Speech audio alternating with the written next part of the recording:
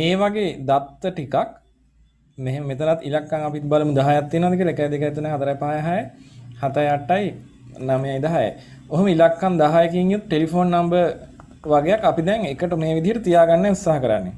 එතකොට මේ දත්ත ටික වගුවකට දාගන්න පුළුවන් නම් හොඳයි. මෙහෙම නිකම්ම ලියා ගන්න නැතුව අපිට පුළුවන් නම් මේක වගුවකට දාගන්න. මෙන්න මේ වගේ අරගෙන වගුවක් ඒ වගුවට අපි මේකේ පොඩක් ඉන්න මේ විදිහට ගමු අපි වගුවක් අරගෙන කියනවා ලියමු මේ විදිහට වගුවක් බෙදා ගන්නවා නමයි ටෙලිෆෝන් නම්බරේ කියලා ලියනවා එතකොට අපිට පුළුවන් මෙතනින් නේම් එක ලියලා ඊට පස්සේ ටෙලිෆෝන් නම්බරේ මෙතනින් ලියන්න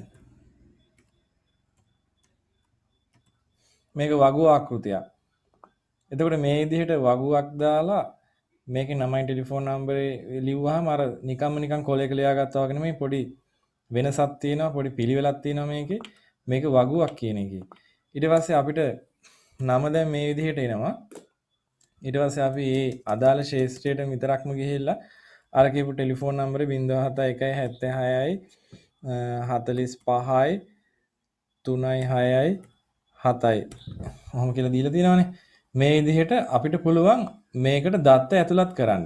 එතකොට මේ එක දත්තයක් තියෙන්නේ එක පුද්ගලයෙකුට අදාළ දත්තයක් තියෙන්නේ එක මෙන්න මේ රෝ එකකට.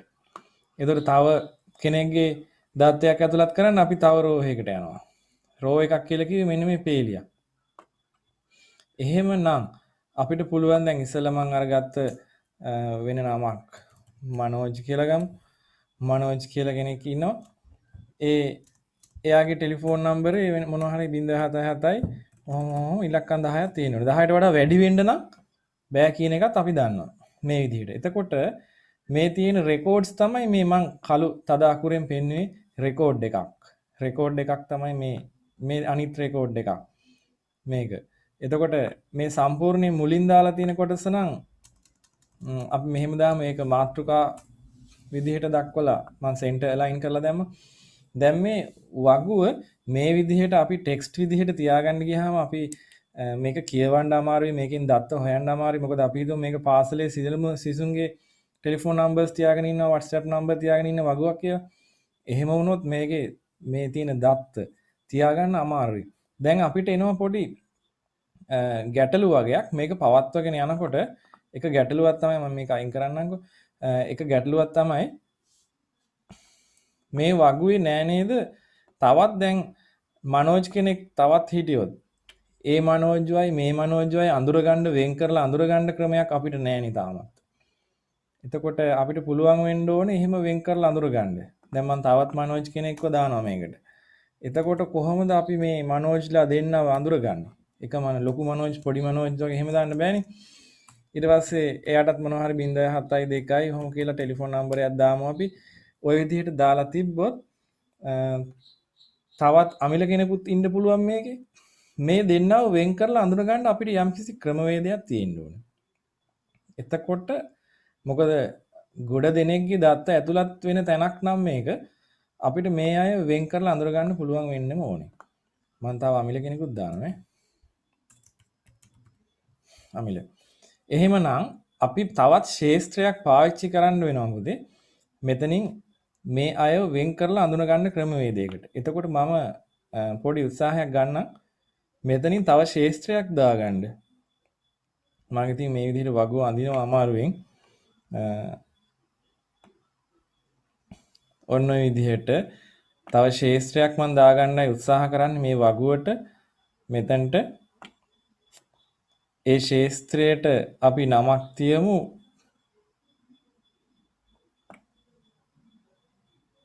අපිට ඊට වඩා ලේසි මේ විදිහට මන්දනා ඉන්න බලන්න. ඔව් අපි මේ විදිහටම ගමුකෝ.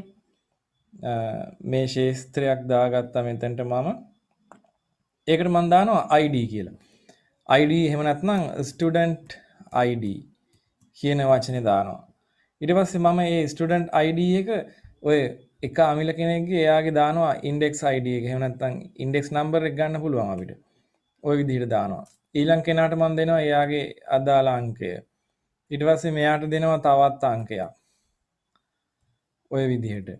දැන් ඔය විදිහට අපිට පුළුවන් මේ අයව වෙන් කරලා අඳුනගන්න අංකයක් පාවිච්චි කරන්න. එතකොට මේක හරියට තනි වගුවක් කියන එක දැන් හිතන්න ඕනේ. මම මෙතනින් මේ වෙනම ඇඳට මේක දැන් තනි වගුවක් තමයි හදාගත්තේ. එතකොට මේ වගු දෙකේ නෙමෙයි තනි වගුවේ අමිලලා දෙන්නෙක් ඉන්නවා. ඒ දෙන්නට වෙන වෙනම නම්බර් දෙකක් තියෙන්නේ. ඒ නම්බර් එකෙන් දෙන්න වෙන් කරලා අඳුන ගන්න පුළුවන්. ඒ වගේම මනෝජ්ලා දෙන්නෙක් ඉන්නවා. දෙන්නව වෙන් කරලා අඳුන ගන්න මේ අංකෙන් අපිට පුළුවන් වෙනවා. ඒ නිසා මේක වඩාත් පහසුයි. දැන් මේ අංකයක් පාවිච්චි කරන එක නිසා අපිට පුළුවන් ළමයි දෙන්නෙක් වෙන් කරලා අඳුන ගන්න. එතකොට ඒ විදිහට අපි දැන් ටිකක් සංකීර්ණ මට්ටමින් ඒ කියන්නේ මේ දත්ත සමුදායක දත්ත වෙන් කරලා අඳුන ගන්න තියෙන අපහසුතාවයෙන් මිදෙන්න යම්කිසි උත්සාහයක් තමයි මේ ගත්තේ. එතකොට මම කලින්ම කිව්වා ඔයගොල්ලන් මතක ඇති මේ විදිහට දත්ත දාලා තියෙන ඒවට අපි මේවට කියනවා රෙකෝඩ් එකක් කියලා. මේ තියෙන්නේ රෙකෝඩ් එකක්. මේ මම එක රෙකෝඩ් එකක් තමයි highlight කරේ කහ පාටින්. එතකොට මේ විදිහට තියෙනවා දැන් මෙතන මගේ රෙකෝඩ්ස් තියෙනවා 1 2 3යි 4 වෙනි එක මම තාම පුරවගෙන එනවා. තාම ටෙලිෆෝන් නම්බරයක් මෙතන දැම්මේ නැහනේ. රෙකෝඩ්ස් 4ක් තියෙනවා. ඒ වගේම මේකේ දැන් මේ රෙකෝඩ් වලට අපිට කියන්න පුළුවන් රෝ කියලා කියන්නත් පුළුවන්. මේක පේලියක්. පේලි කියලා කියන්න පුළුවන්. එහෙම නැත්නම් රෙකෝඩ් ඒ නම් වලින් හඳුන්වන්න පුළුවන්. මේකේ තියෙනවා ශේස්ත්‍ර 1 2 3ක් තියෙනවා.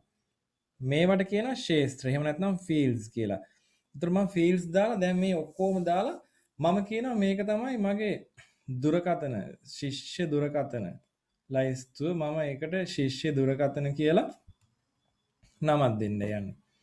ශිෂ්‍ය දුරකථන. එහෙම නැත්නම් ශිෂ්‍ය වගුව කියලා අපි ගමු. එතකොට දුරකථන අංක විතරක් නෙමෙයි ශිෂ්‍ය වගුව කියලා ගත්තොත් මේකට තව තව දේවල් එකතු කරන්න වෙනවා. අපි එහෙමත් කරමු. මේක ටිකක් සංකීර්ණ කරමු. මෙතනට තව ශිෂ්‍යයෙක්ගේ තොරතුරු ටිකක් අපි එකතු කරගමු. ශිෂ්‍යයෙක් නම් මොනවද තියෙන්න ඕනේ තොරතුරු කියලා මම මෙතනට තව දුරටත් එකතු කරන්නයි හදන්නේ. එතකොට අපි හිතමු ශිෂ්‍යයෙක්ගේ තියෙන්න ඕනේ ඇඩ්‍රස් එක තියාගන්න ඕනේ, බාරකාරයාගේ නම තියාගන්න ඕනේ, ඒ වගේ මොනවා හරි දේවල් ටිකක් තියාගන්න ඕනේ කියලා. ආන් ඒ විදිහට දැන් ඔයගොල්ලෝ හිතනවා ඇති මොකද මම මෙච්චර අමාරුවෙන් මේ වගුව අඳින්නේ මෙතන Excel ඔයගොල්ලෝ දන්න නිසා Excel වලවත් බැයිද මේක සෙල්ට කරන්න කියලා. එනකොට මම අද දැන් Excel නෙමෙයි මගේ අද පාඩම Access නිසා Excel සම්බන්ධ කරගන්න නැතුව තමයි මම මේක වගුවක් නේ මට මේ බෝඩ් එක වෙනුවට මම මේක පාවිච්චි කරන්නේ. වගුවක් කියන අර්ථයෙන් තමයි මම මේක අඳින්නේ. එතකොට ඔයා ඒක ගැන ඒ වැඩි හිතන්න ඕනේ නැහැ. මම Excel පාවිච්චි කරන්නේ නැතුව තමයි මේ වගුව අඳින්න උත්සාහ කරන්නේ. තව ටික වෙලාවකින් අපි කතා කරනවා Access database එකක්. Access කියන software එක හරහා කොහොමද database එකක් හදාගන්නේ කියන එක. දැන් මේ විදිහට වගුව ඇතුළට මම දත්තයක් දාන්නයි උත්සාහ කරන්නේ. අපි හිතමු මෙතනට ඕනේ වෙන්නේ ඇඩ්‍රස් එක කියලා. හරි ඊට පස්සේ ඇඩ්‍රස් එක විතරක් මදි. ළමයෙකුට තියෙන්න ඕනේ date of birth එකක්. ඒ කියන්නේ උපන්දිනයක් තියෙන්න ඕනේ. තව තියෙන්න ඕනේ මොනවා හරි දෙයක් අපි මේකට ගමු. දැන් ඇඩ්‍රස් එකයි date of birth එකයි තව මොනවා හරි මතක් වුණොත් ගමු අපි. මේ විදිහට මම වෙන් කරලා මේ අමිල කියන ළමයා ඒ කියන්නේ මේ මල් ළමයා නේද? මම ළමයානේ අමිල ළමයා. එතකොට එයා යම් දවසක ශිෂ්‍යයෙක් වෙලා ඉන්න කාලෙ වෙන්න ඇතිනේ මේ කියන්නේ නේද? එයාගේ ඇඩ්‍රස් එක අපි දාමු K goal කියලා. හරිද? එතකොට මෙතන අපි මෙයාගේ ඇඩ්‍රස් එක දානවා K goal කියලා. මම කළා වෙන් කරගෙන මෙතනට දාලා මගේ ඇඩ්‍රස් එක K goal මං ඉරි ගහන්න නැතුව මෙතන ඉඳන් කරන්න. ඊට පස්සේ ඒක දාමු මොනවා හරි පොල් ගහ වෙලා හරි අනිත් එක මාව නැල්ල ඔහොම දාමුකෝ. දැන් ওই 20 දාන්න පුළුවන්. date of birth එකකුත් මෙයාට දාමු. කවද දාන්නේ? 2005 ඉපදිච්ච ළමයෙක් කියලා දාමුකෝ අපි නේද? ඔහොම කරලා මේක දිනයක් ඔය විදිහට අපිට දත්ත දාගෙන යන්න පුළුවන්. එතකොට මේ වගුව එන්න එන්න සංකීර්ණ වුණා. සංකීර්ණත්වය වැඩි වුණා මේ වගුවේ. සම්පූර්ණ දැන් ශේෂ්ත්‍ර 1 2 3 4යි 5ක් තියෙනවා ඔයගලන්ට පේනවා. රෙකෝඩ් 1 2 3යි 4 වෙනි එක මම තාම ලියාගෙන යනවා කියලාත් ඔයගලන්ට මෙතන පේනවා. එතකොට මේ වගේ වගු එකතු කරලා අපි හදනවා සම්බන්ධක දත්ත සමුදායක් කියලා එකක්. ඒ කියන්නේ මේ වගේ වගු ගොඩක් එකට එකතු වුණාට පස්සේ මේ වගේ වගු ඔන්න අපි එකක් අඳිමු මෙතනින්. මම දැන් පොඩියට අඳින වගුව ඇතුලේ දත්ත ගොඩක් පේන්නේ නැති වෙන්න. ඊට පස්සේ තවත් වගු කීපයක් එකට අඳිනවා. මේ විදිහට වගු අතර සම්බන්ධතා හදලා ඒ කියන්නේ වගු වල අතර සම්බන්ධතා තියෙනවා. උදාහරණයක් විදිහට දැන් මේ ශිෂ්‍ය අංකය ගන්නකො. ශිෂ්‍ය වගුවේ ශිෂ්‍ය අංකයට අනුව යම්කිසි ළමයෙක් 1002 කියන ළමයා ලබාගත් ලකුණු ටික හොයාගන්න ලකුණු වගුවට යන්න ඕනේ. එතකොට ලකුණු වගුවේ තියෙන්න ඕනේ ශිෂ්‍ය අංකයත් ඒ වගේම මාක්ස් තියෙන්න ඕනේ. ලබාගත් විෂයත් ලබාගත් ලකුණක් තියෙන්න ඕනේ. ඒ විදිහට අපි හැදුවොත් එහෙම අපිට පුළුවන් 1002 කියන ළමයා එයාගේ නම මොකක් හරි අපි ඒ අකුරෙන් තියෙන නමක් කියලා හිතමු. ඊට පස්සේ ඒ ළමයා යම් කිසි විෂයකට අපි හිතමු මැත්ස් කියලා. මැත්ස් වලට ලකුණු 70ක් අරන් තියෙනවා කියලා. අන්න ඒ වගේ තව ලකුණු වගුවයි ශිෂ්‍ය වගුවකුයි දෙකක් පවත්වාගෙන යනවා අපි දැන් ළමයාගේ ලකුණුයි තොරතුරුයි දෙන්නම ඒ දෙකම වෙන වෙනම පවත්වාගෙන යන්නේ. ආන් ඒ විදිහට වගු කීපයක් ලස්සනට සංවිධානය කරලා අපිට මේක හදාගෙන යන්න පුළුවන්.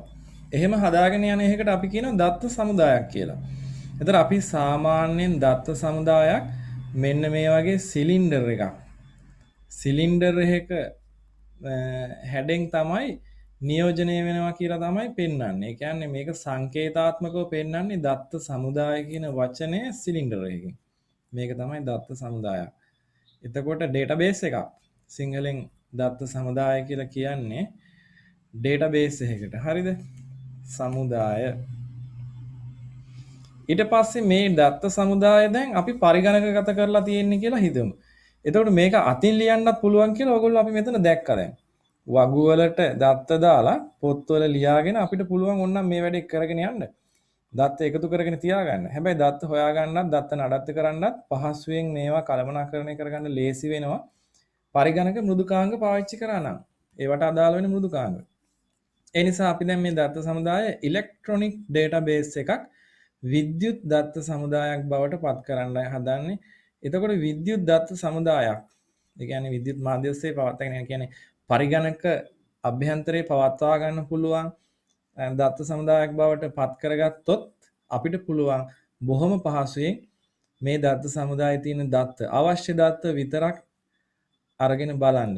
ඒ වගේම දත්ත ඇතුළත් කරන්න, දත්ත මකන්න, දත්ත වෙනස් කරන්න. ඒ වගේ දේවල් කරන්න පුළුවන් පරිගණකයක් හරහා. එතකොට මේ පරිගණක ස්ක්‍රීන් එක මේක ප්‍රදර්ශනය කරගන්න අපිට හදාගන්න පුළුවන්. එහෙමනම් පරිශීලකයෙක් මම මෙතන ඇන්දේ. එයා තමයි පරිගණක පද්ධතිය පාවිච්චි කරන කෙනා. දැන් මෙයාට මේ ඇතුලේ තියෙන දත්ත සමුදායේ තියෙන දත්ත මේ ප්‍රස්ථාරිකව හරි වගු ආකෘති වලින්ම හරි මේ විදිහට පරිගණක තිරේ බලා ගන්න පුළුවන්. මේක තමයි ක්‍රමය. එතකොට මේ දත්ත සමුදායේ තියෙන දත්ත අවශ්‍ය ආකාරයට පරිශීලකයට මේ පරිශීලකයට ඉදිරිපත් කරන මෙයාට කියනවානේ පරිශීලකයා කියලා. මේ විදිහට පරිශීලකයට ඉදිරිපත් කරන්න software ගොඩක් තියෙනවා. මෘදුකාංග. ඒ මෘදුකාංගත්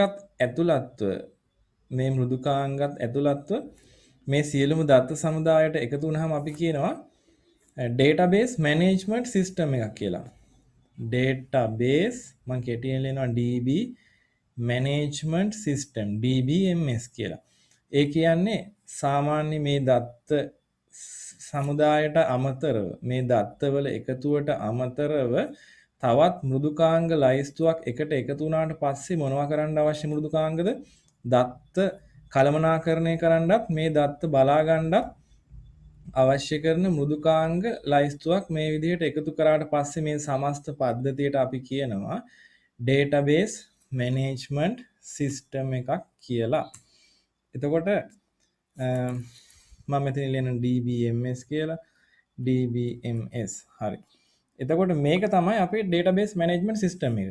මේ වගේ database management system වලින් අපිට වගු භාවිතා කරලා දත්ත බලන්න පුළුවන්.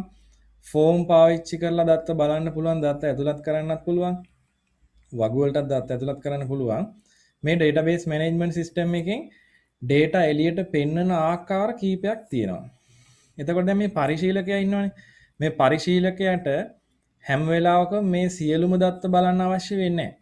උදාහරණයක් විදිහට අපි හිතමු මේ පාසලේ ශිෂ්‍යයන්ගේ දත්ත සමුදාය නම් මේ අයට ඕන වෙන්නේ 10 ශ්‍රේණියේ මේ ඩේටාබේස් ඉගෙන ගන්න 10 ශ්‍රේණිය ICT කරන ළමයි ටික විතරයි නම් අපිට පුළුවන් query එකක් යවන්න ප්‍රශ්නයක්. මෙයාට query එකක් යවනවා මට එවන්න මේ ඩේටාබේස් එකේ ඉන්න 10 ශ්‍රේණිය ICT කරන ළමයින්ගේ ලයිස්තුව කිව්වහම ඔන්න ඒ ටික විතරක් එනවා. මුළු ලෝකෙම ඉන්න ළමයි ටික එවන්නේ නැහැ එතකොට. ඒ අදාළ ළමයි ටික විතරක් එවනවා. එතකොට query එකට ආන්සර් එකක් එනවා. query එකක් කියලා කියන්නේ ප්‍රශ්නයක් විමසුමක්. විමසුමක් කියලා තමයි කියන්නේ. විමසුමක් කියලා කියන්නේ ඒකට. විමසුමකට පිළිතුර හම්බ වෙනවා. ඒ වගේම අපිට දත්ත ඇතුළත් කරන්න ෆෝම් පාවිච්චි කරන්න පුළුවන්. ෆෝම් අපි සිංහලෙන් කියමුකෝ ෆෝර්ම කියලා. ඒතර විමසුම් කරන්න පුළුවන්, ෆෝම් කරන්න පුළුවන්. ඒ වගේම දත්ත බලන්න පුළුවන් තවත් ආකෘතියක් තමයි තියෙන්නේ. මේ වගු ටේබල්ස් එහෙම නැත්නම් මේ වගු ආකෘති. මේ විදිහට මේ වගු විදිහට හරි ෆෝම් විදිහට හරි query විමසුම් විදිහට හරි දත්ත දැක බලා ගැනීමේ අවශ්‍යතාවය සම්පූර්ණ කරන්නේ මෙන්න මේ මෘදුකාංග වලින් තමයි. මොන මෘදුකාංගද කියලා අපි උදාහරණ වශයෙන් කිව්වොත් access මේ වගේ DBMS software වලට උදාහරණ එකක් තමයි ඔයගොල්ලෝ දන්න access. ඒතර ඒ වගේ ඔන්න Microsoft Access කියන්නේ ඒ වගේ software එකක්. ඒක තමයි අපි 10 ශ්‍රේණියේදී ඉගෙන ගන්න. ඊට පස්සේ තව අපිට තියෙන Oracle මෙහෙම නෙමෙයි Oracle MySQL ඒ ලෝ ළමින් තියෙන MySQL ඔය වගේ database management system වලට උදාහරණ වන software ලයිස්තුවක් තමයි මම මේ කිව්වේ. එතකොට තව තියෙනවා. ඒ දේවල් අපි හොයාගමු. මේ විදිහට ඔයාගේ ටෙක්ස්ට් බුක් එකට ගියොත් ටෙක්ස්ට් බුක් එකටත් ගිහිල්ලා බලමු. මේ දක්වලා තියෙන මේ කාරණා ටික තමයි. දත්ත සමුදායක වගු පවතින්න පුළුවන්. මේ දත්ත සමුදාය කළමනා කරන පද්ධතියක් තුළ වගු ගැන අපි කතා කළා. විමසුම් ගැන අපි කතා කළා. ඒ වගේම වගු ආකෘති ෆෝම්ස් ගැන අපි කතා කරා. ඒකට ෆෝර්ම කියලාත් අපි කිව්වා. ඊට අමතරව දත්ත සමුදාය වලින් වාර්තා සපයනවා. වාර්තාවක් කියන්නේ මුද්‍රණය කරලා ලබා ගන්න පුළුවන් පිටපතක්. එතකොට ඒක අපිට මුද්‍රණය කරන්න පුළුවන්. මුද්‍රණය කරන්න පුළුවන් ආකෘතියකින් අපිට මේක ඉදිරිපත් කරනවා. දැන් ෆෝම් එකක තියෙන්නේ බලන්න පුළුවන් ආකෘතියන්නේ. මේක බලන්න විතරක් තියෙන ආකෘතියක් තමයි ෆෝම් එකක් කියන්නේ. වාර්තාවක් කිව්වහම මේක පිටපතක් විදිහට print out එකක් අරන් පෙන්නන්න පුළුවන්. උදාහරණයක් විදිහට අපි හිතමු පාසලේ 10 ශ්‍රේණිය ICT කරන ළමයි ගුරුවරයාට බලා ගන්න ඕනේ කවුද නම් වශයෙන්. එතකොට අපිට පුළුවන් ආකෘතියක් පාවිච්චි කරන්න. එහෙම නැත්නම් ෆෝම් එකක් පාවිච්චි කරලා බලාගෙන යන්න පුළුවන්. හැබැයි මේක විදුහල්පතිතුමාට මේක තියාගන්න අවශ්‍යයි කියලා කිව්වොත් එහෙනම් මේ 10 ශ්‍රේණිය ICT කරන ළමයින්ගේ ලයිස්තුවක් ඕක කියලා ලයිස්තුවක් වශයෙන් මුද්‍රණය කරලා අවශ්‍යයි කිව්වොත් එහෙනම් අපි දත්ත සමුදායෙන් වාර්තාවක් කරන් ඒ වාර්තාවේ පිටපතක් print out එකක් ගන්න ඕනේ. හැබැයි මෙතන පොඩි වෙනසක් තියෙනවා පුතේ. ඔයාගේ පොතේ ඔයාගේ ටෙක්ස්ට් බුක් එකේ මේකේ වෙනසක් තියෙනවා. මෙන්න මෙතන බලන්න මම දැන් පෙන්නන්නම් ඒක. මේ මෙතන මේ report කියන වචනේ අයින් කරගන්න. මේ reports කියන්නේ වාර්තා තමයි. විමසුමට අදාළ වචනය report නෙමෙයි. විමසුමට අදාළ වචනය query. ඒක එහා පැත්තේ තියෙන්නේ queries. වාර්තාවට අදාළ වචනේ තමයි report වෙන්නේ. ඒතර ඉංග්‍රීසි වචන දෙක වැරදි නිසා තමයි මම මේ විදිහට මේ දෙක අයින් කරේ. හරිද? ඒක ඔයාගේ ටෙක්ස්ට් බුක් එකෙත් බලලා හදාගන්න මේ print out එක මේ කියන්නේ මේ ටෙක්ස්ට් බුක් එක මම පාවිච්චි කරන PDF version එකේ ටෙක්ස්ට් බුක් එකම නම් ඔයා අතේ තියෙන්නේ මේ විදිහට වැරදියට ඇත්තේ. එහෙම නැත්නම් ඒක හදන්න ඕනේ. හදලා නම් තියෙන්නේ මේ විදිහට පාවිච්චි කරන්න පුළුවන්. වාර්තා වලට කියන්නේ අපි reports කියලා. ඊට පස්සේ විමසුම් වලට අපිට කියන්න වෙන්නේ queries කියලා reports. මේක queries. ඒක printing mistake එකක්. හරි ටෙක්ස්ට් බුක් එකේ තියෙන්නේ. එතකොට දත්ත සමුදාය කළමනාකරන පද්ධතියක් කියන එක ගැන යම්කිසි අවබෝධයක් දැන් ගත්තා. දැන් එතකොට අපි උත්සාහ කරන්නේ මේ වගේ දත්ත සමුදාය කළමනාකරන පද්ධතියකට උදාහරණයක් වශයෙන් අපි සිලබස් එකට අදාළ වෙන විදිහට කරන්න හදන්නේ මොකද්ද? MS Access ගැන පොඩි අවබෝධයක් ලබා ගන්නයි දැන් ඊළඟට උත්සාහ කරන්නේ.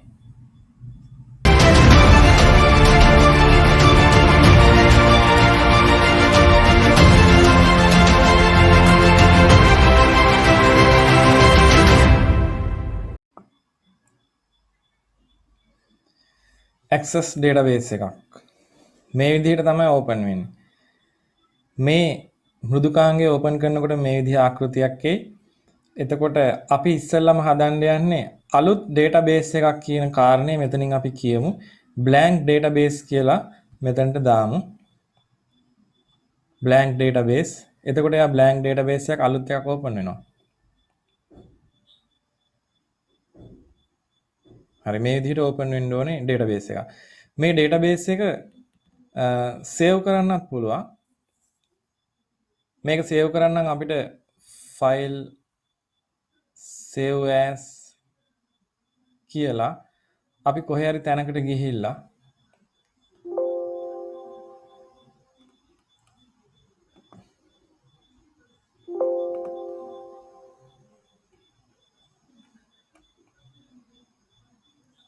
file save as කියලා යම් කිසි තැනකින් මම desktop එකකින් තියාගන්නවා document වලින් තියාගන්නම්කෝ. එතකොට ලේසියිනේ. මේ විදිහට database එකට අපි නමක් දෙමු student කියලා දෙමු. student කියලා මේ විදිහට දීලා school database එකක් හදමු නේද? school කියන නමින් හදමු. school කියන නමින් හදලා save කරනවා. දැන් මේක save වුණා. ඔව්. save වුණාට පස්සේ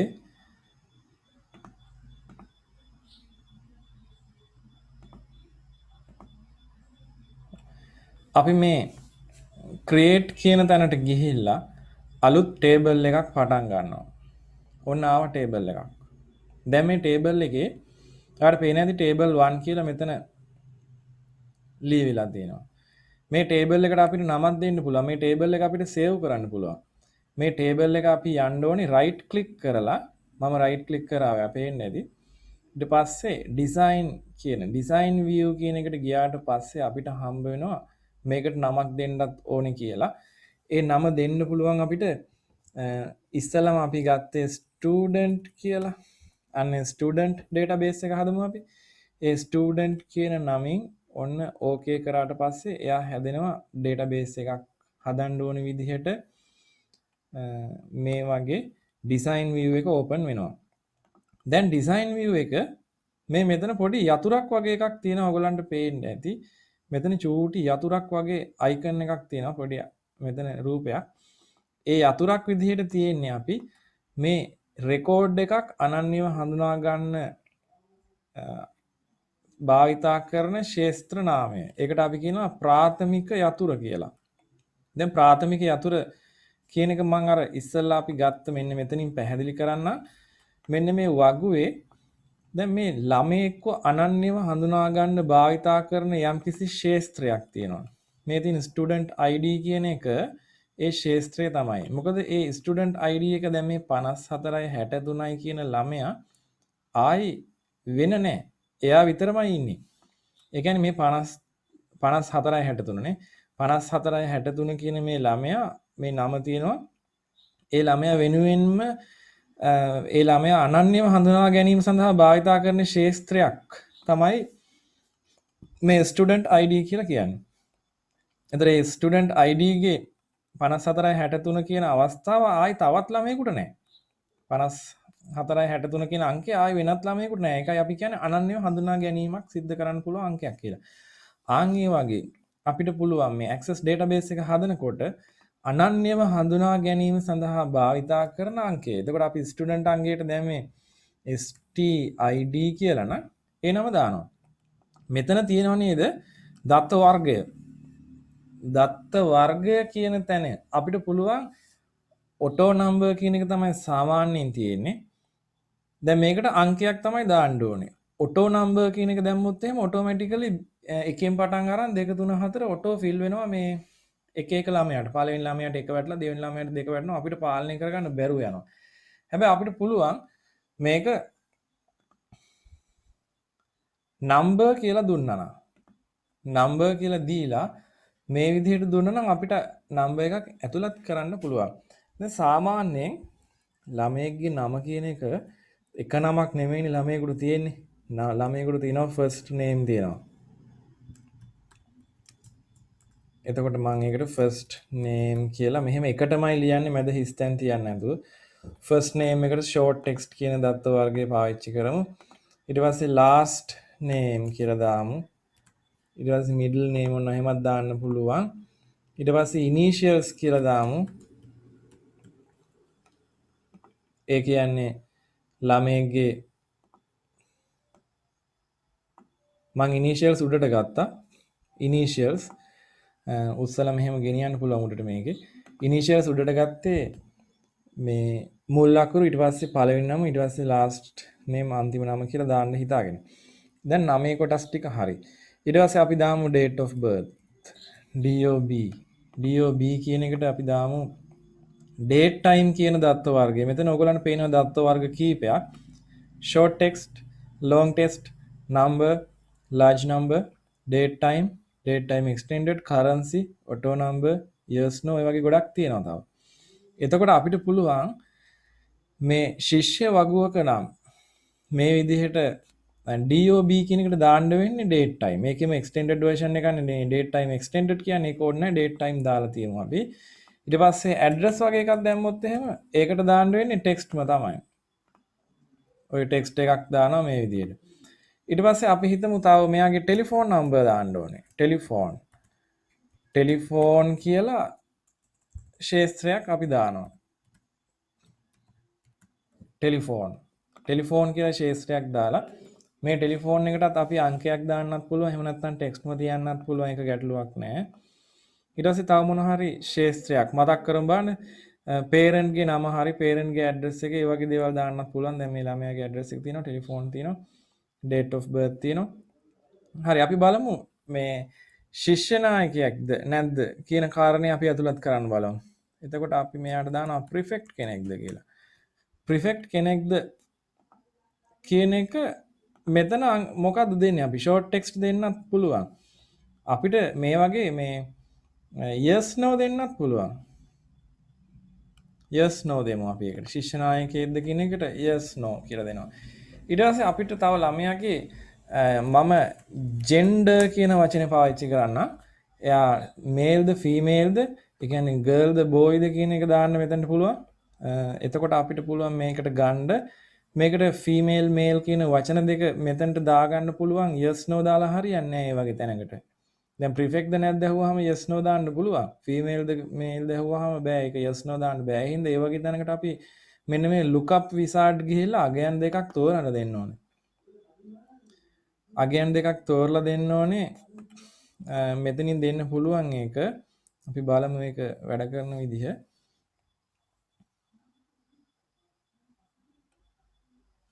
ඔව්. I will type my values that I want කියන මෙන්න මේ බුලට් එක මේ dialog box එක ආවට පස්සේ lookup wizard dialog box එක I will type මේ පළවෙනිට තියෙන එක නෙමෙයි මේ යට තියෙන I will type කියන එක select කරලා මම දෙනවා ඉස්සරහට යනවා. මම ඒකට දෙන්න ඕනේ අගයන් දෙක දානවා male ලියන්න හරියට female ලියන්න male ලියනකොට MAIL ලියන්න එපා තැපැල් male female හරි ඊට පස්සේ දාමු gender වලට දාලා මේක finish කරමු. හරි. දැන් එතකොට short text විදිහට තමයි මෙතන පෙන්නන්නේ. හැබැයි ඒක ඒ අගේ ඒ විදිහට පෙන්නයි. දැන් මම මේක save කරන්න පුළුවන් මේ හරි. මෙතන මේ තියෙන floppy disk එකේ හැඩේ තියෙන save icon එක select කරලා click කරලා save කරා. save කරලා මම දැන් මේක පාවිච්චි කරන්න යන්නේ මේ database එක. අපි දැන් ඉන්නේ තාමත් design view එකේ. මේ design view එකෙන් මට දැන් යන්න ඕනේ data sheet view එකට. ඔන්න වගුව. දැන් data sheet view එක පේනවා. data sheet view එකේ අපි දානවා මේ වගේ අංකයක් දානවා 2007යි. කොහොම කියලා අංකයක් දානවා. initials අපි ළමයාගේ මොනවා හරි දානවා. ඊට පස්සේ first name එකක් දානවා. ඊට පස්සේ last name එකක් දානවා. the student කෙනෙක් කියලා හිතාගෙන මම මේ fill කරන්නේ. දැන් මෙතන date of birth එකක් මට මෙතන select කරන්න පුළුවන්. මම යම්කිසි දිනයක් select කරනවා මෙතන. 2020 ඉපදිච්ච ළමයෙක් නේද? ඔව් පොඩි ළමයෙක්. ඊට පස්සේ address එක දාමු මොකක් හරි කේගෝල් තමයි මෙයා ඉන්නේ මෙහෙම කියලා දාමු. ටෙලිෆෝන් නම්බර් එකටත් අපිට දාන්න පුළුවන් 071 මෙහෙම මම දාන්න පුළුවන් 1 2 3 4 5 6යි 7යි 8යි 9යි 10ක් තියෙනවනේ හරිනේ. දැන් මම මේක ටෙක්ස්ට් දීපු හින්දා තමයි මේ බිංදුවත් මෙතන සේව් වෙලා තියෙන්නේ. නම්බර් දුන්නා නම් මේ මුලට තියෙන බිංදුව නැති වෙලා යනවා. ඔන්න බලන්න උදාහරණයක් විදිහට මෙතන බිංදු කීයක් දැම්මත් ඒක නැති වෙලා යනවා දැක්කනේ. ඒ කියන්නේ මුලට බිංදු ගණන් ගන්නෑ නම්බර් කියන වර්ගයේදී ටෙක්ස්ට් කියන වර්ගයේදී මුලට තියෙන බිංදු මේ විදිහටම පවත්වාගෙන යන්න පාවිච්චි කරනවා. මෙයා ප්‍රිෆෙක්ට් කෙනෙක් කියලා අපි ටික් එකක් දාමු. yes කිව්වොත් ටික් එක දානවා. no කියලා කිව්වොත් ටික් එක අයින් කරලා දානවා. අපි එහෙම දාමු. gender වලට තියෙනවා මෙන්න select කරන්න. drop down. drop down තියෙනවා male female. අන්න male කියලා දාමු. ඔය විදිහට අපිට පුළුවන් තව තව ළමයි මේකට ශිෂ්‍ය ඇතුළත් කරගන්න. ඒ විදිහට අපිට පුළුවන් තව දත්ත ඇතුළත් කරගන්න. අපි තව ළමයෙක් දාමු. JA එයාත් JA කෙනෙක් හරිද? මනෝජ් ඔහොම කියලා දාමු. කවුරු හරි ළමයෙක් නේද මේ? ඊට පස්සේ මෙයත් ඉන්නේ කොහේ හරි කියලා ඇඩ්‍රස් එක දාලා ටෙලිෆෝන් නම්බර් එක දාමු 077 මේ කියලා දාලා එයාත් ප්‍රිෆෙක්ට් කෙනෙක්ද නැද්ද කියලා එහෙම දීලා මේල්ද ෆීමේල්ද ඔහොම කියලා දැම්ම හැකි. තව දැම්ම හැකි ළමයි නේද? එතකොට මේ විදිහට අපිට දත්ත දාන්න ගියාම වගු ආකෘතිය තුලින්ම තමයි දැන් දත්ත දාන්න සිද්ධ වෙන්නේ කියන එක ඔයගලන්ට පැහැදිලි. එතකොට මේ වගු ආකෘතියෙන් දත්ත දාන එකට වඩා කෙනෙකුට පහසු වෙන්න පුළුවන් මේ වගුවක් වෙනුවට පාවිච්චි කරනවා නම් ෆෝම් එකක්. එතකොට අපිට යන්න පුළුවන් මේ create කියන ටැබ් එකට.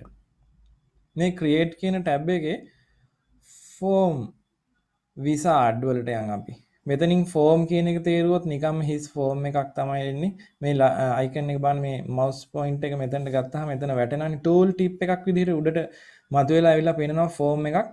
Create a form that lets you enter information for one record at a time. නිකම්ම ෆෝම් එකක් එන්ටර් කරන්නේ. ෆෝම් ඩිසයින් කිව්වොත් ෆෝම් එක ඩිසයින් view එකේ ඕපන් වෙනවා. හැබැයි අපිට මේක ඩිසයින් කරන්න වෙනවා. blank form කියලා කිව්වොත් එහෙම ෆෝම් එකේ හිස් වගුවක් එන්නේ කිසිදු ෆීල්ඩ් එකක් නැතුව. අපි නිකම් ෆෝම් කියන එක ක්ලික් කරලා බලමු.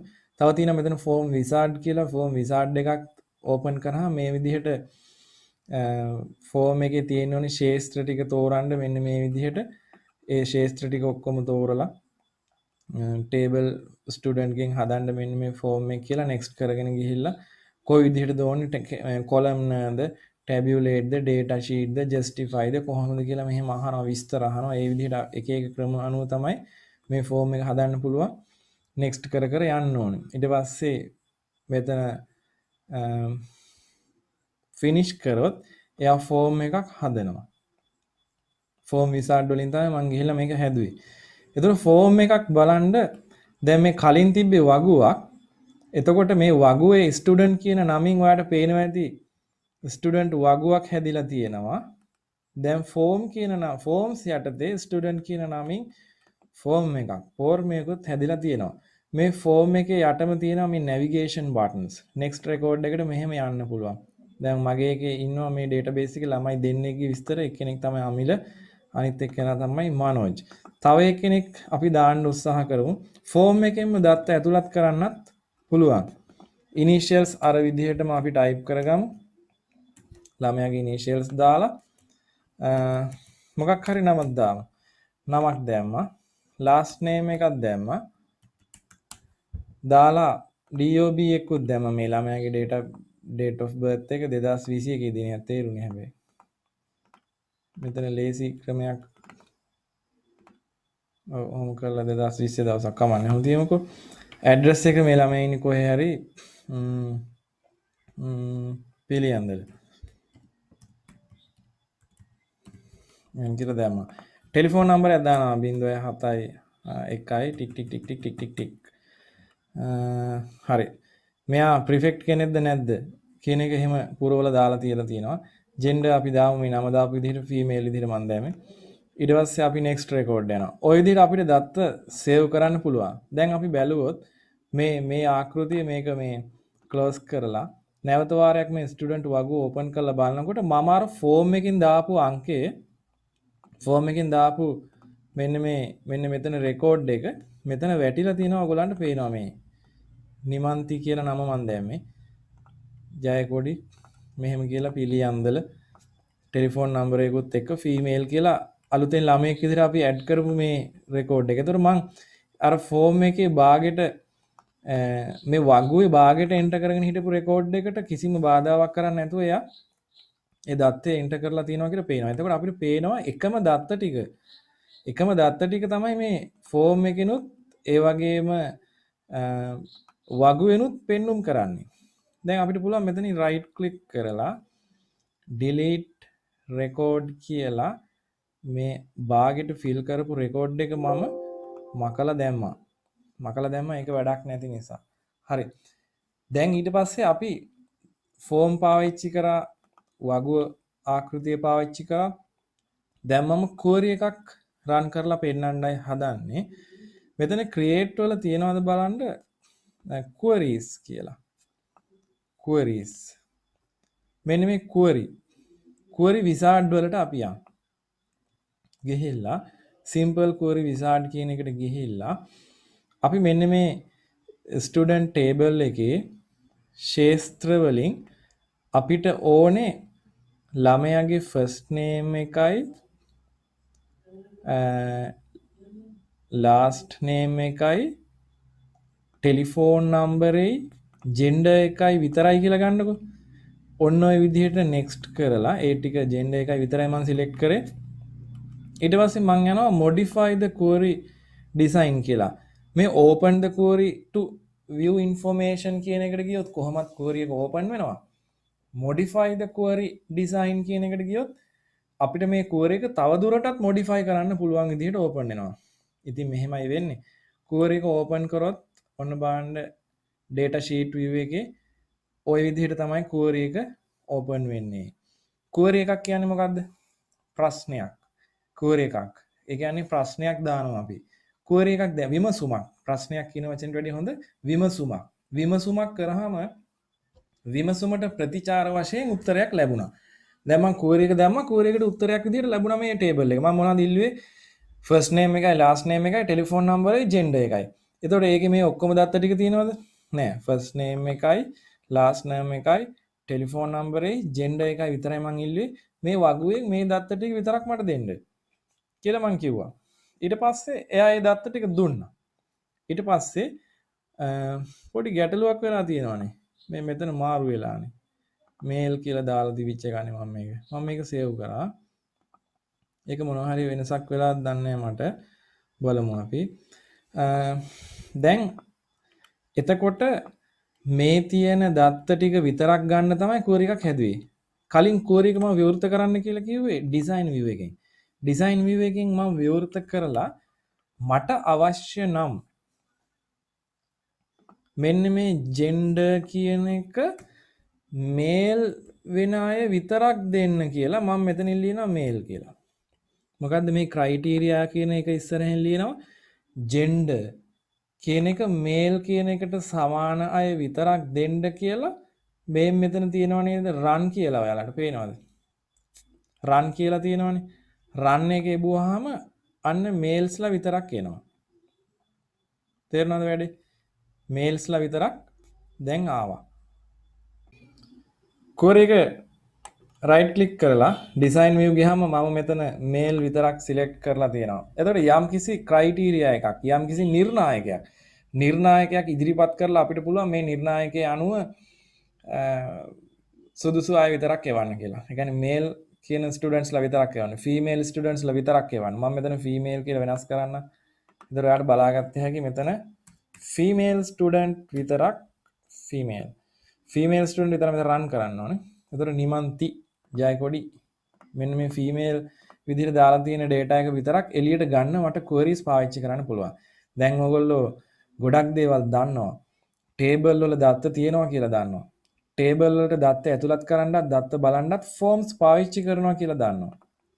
එතකොට form වල එහෙම නැත්නම් table වල තියෙන දත්ත අපිට අවශ්‍ය විදිහට අවශ්‍ය නිර්ණායක පාවිච්චි කරලා ගෙන්නලා ගන්න විමසුමක් කරන විදිය කොහොමද කියලා queries ලියන්නත් ඔයා දන්නවා. තව එකයි අපිට තියෙන්නේ කොහොමද report එකක් හදන්නේ කියන එක. report එකක්. හරිම ලේසි. report design වලට එහෙම නැත්නම් report wizard වලට යන් අපි. report wizard වලට ගිහිල්ලා මේක අහනවා do you want to save the query yes කියලා දාමු. ඒතර මෙයා query එකත් මම save කරා. දැන් report wizard වලට ගියා. මේ ටිකම මම report එකක් විදිහට. මේ fields ටික විතරක්.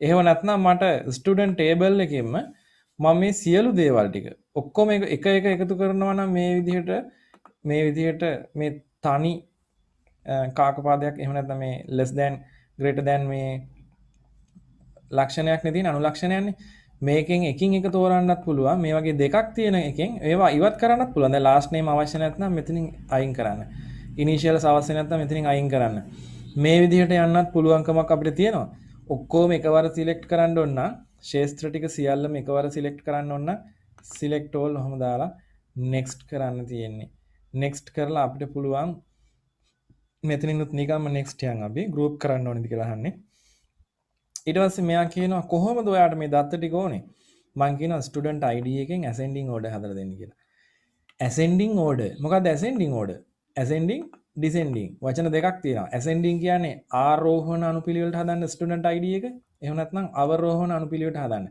මට අවශ්‍ය නම් නමෙන් ascending හදන්න මම first name තෝරලා first name එකෙන් ascending descending මම මේ වෙලාවේ මුකුත් කරන්නේ නැහැ database එකේ තියෙන දත්ත ටික ascending order එකට හදන්නයි හදන්නේ student id එක අනුව හදලා මම next කරනවා මට අවශ්‍ය වෙන්නේ මේක tabulate column නෙමෙයි columns විදිහට නෙමෙයි tabulate table එකක් විදිහට portrait the landscape ද කියලා කොලේ ආකෘතිය ගැන පොඩි විස්තරයක් අහනවා අපි landscape දාලා බලමු මේ වගුව දිග නිසා ඊට පස්සේ next කරාට පස්සේ preview the report එහෙම නැත්නම් modify the report කියන දෙකකින් එකකට යන්න පුළුවන් preview කරොත් කෙලින්ම පෙන්නනවා modify කරොත් අපිට තවදුරටත් මේක edit කරන්න දෙයක් තියෙනවා නම් ඒ විදිහට edit කරන්නත් පුළුවන්. ඔහොම කරලා අපි modify මයන්කෝ modify ගියාම finish වෙනවා මේ විදිහට තමයි මේක පෙන්වන්නේ ශේත්‍ර නාම ටික පේනවා ඔයගොල්ලන්ට student id first name initials ඔය වගේ දත්ත ටිකක් පේන්න තියෙනවා. එතකොට මේ form එකේ ඔයාලට පේන ඇති form header එකක් තියෙනවා. form footer එකක් තියෙනවා. ඉතින් මැද තමයි දත්ත ටික තියෙන්නේ headings ටික මෙතනට වැටෙනවා. මට අවශ්‍ය නම් මෙතනට ශේත්‍රයක් එහෙම දාලා label එකක්. අපි මෙතනින් label එකක් වගේ එකක් අරගෙන මෙහෙම කරලා මෙතනට අරගෙන මේ මුලින්ම එන්න ඕනේ මෙහෙම මොකක් හරි දත්තයක් කියලා අපි දාමු මෙතනට දත්තයක්. අපි ඉස්කෝලේ නම දාමු. sent. දැන් මට පොඩි ප්‍රශ්නයක් ආවා. මම St Mary's කියලා ගහන්න ගියේ. St Mary's මම ඉගෙන ගත්ත ඉස්කෝලේ මෙහෙම ලියන්න යනකොට මේකේ ගෑනු ළමයි නෑ නේද? ඒ හින්දා මම ඒක සෙන්ට් ජෝසප්ස් කරොත් එහෙම මේකේ පිරිමි ළමයි නෑ නේද? මට පොඩි ගැටලුවක් ආවා. මිස්ටර් පාසලක් වුණා නම් මේක හරිම ලේසියි කියලා. අපි මේ දෙකම නැතුව ගහමු ප්‍රසිද්ධ පාසලන්නේ කෑගල්ල වගේ දිහාවල තියෙන්නේ. පින්නවල ජාතික පාසල ගමු. ඒක දාමු. පින්නවල සෙන්ට්‍රල් එතකොට දෙකම ෂේප් නේ. ඔහොම කියලා දාමු.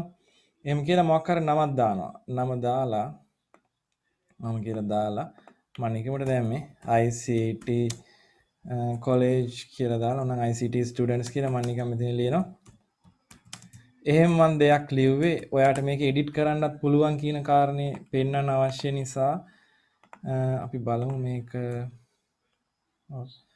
මේ ශේත්‍රය ටිකක් කොහොම දිගට ওই විදිහට අරගෙන ICT students කියලා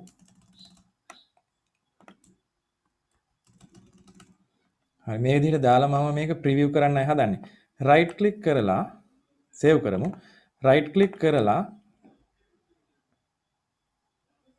print preview enter parameter value කියනවා නේද මෙතනට මම පොඩි ශේෂ්ත්‍රයක් දාලා තිබුණා ඉන්න එතන ඒකේ තමයි මේ ගැටලුව ආවේ මම close preview කරලා මෙතන මේ මෙතන මම ඉන්පුට් එකක් විදිහට අරන් තියෙන්නේ. මේක පොඩ්ඩක් මාරු කරමු. අපි මේ ටෙක්ස්ට් එක අපි අයින් කරනවා. ඊට පස්සේ මේ ෆීල්ඩ් එක මම අයින් කරන්න හදන්නේ. මෙතන ඉන්පුට් එකක් දෙන්න කියනවා යා. ඒකයි මේ පැරාමීටර් එකක් ඉල්ලුවේ එතන. මම දෙන්න ඕන ලේබල් එකක්. ලේබල් එකක් දාමු මේ විදිහට. ලේබල් එකක් දාලා මේක මේ විදිහට හදා ගන්න පුළුවන් අපිට. හදාගෙන ඔය විදිහට තියාගමු. ඔය විදිහට තියාගමුකෝ. ඊට පස්සේ මම මේක රයිට් ක්ලික් කරලා සේව් කරලා රයිට් ක්ලික් කරලා print preview කියනකොට දැන් ඔයගොල්ලන්ට පේනවා මේකේ තියෙන්නේ නිකන් report එකක ස්වභාවය. එතන DOB පෙන්වන්නේ නැහැනේ. DOB පෙන්වන්නේ ඇයි මේ hash mark ටිකක් තියෙන්නේ? ඒක හොඳයි එහෙම ආපු එක. initials වලට මෙච්චර ඉඩ ඕනේ.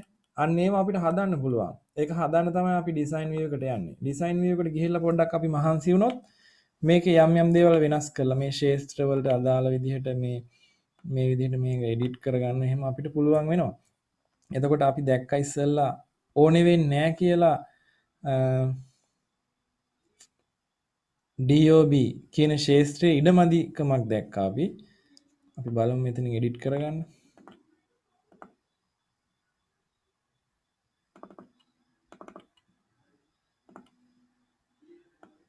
මේ ගානට first name මම දාලා තියෙන ශේත්‍ර ටික බලන්න මේ පොඩි ගැටලුවකුත් තියෙනවා. ඒ ශේත්‍ර ටික දාලා තියෙන්නේ මම first name දාලා ඊට පස්සේ initial දාලා තියෙන්නේ. එහෙම නැතුව අපිට පුළුවන් නම් මේ first name වලට කලින් initials දාන්න ඒක තමයි නිවැරදි ක්‍රමය. එහෙම හදාගන්න පුළුවන් අපිට මෙතනින්. මම මේ වෙලාවේ උත්සාහ කරන්නේ මෙතනින් ඉඩ ටිකක් අරගෙන ටෙලිෆෝන් නම්බරේ කියන එකත් මේ පැත්තට දාගෙන එකින් එක ගත්තා ඔයගලන්ට පැහැදිලි වෙන්න. එක සැරේම ගන්නත් තිබුණා. ඊට පස්සේ මෙතන මේ prefect ද කියන එකේ ඉඩ කඩ අඩුකමකුත් තියෙනවා මෙතන. අපි බලමු ඒක.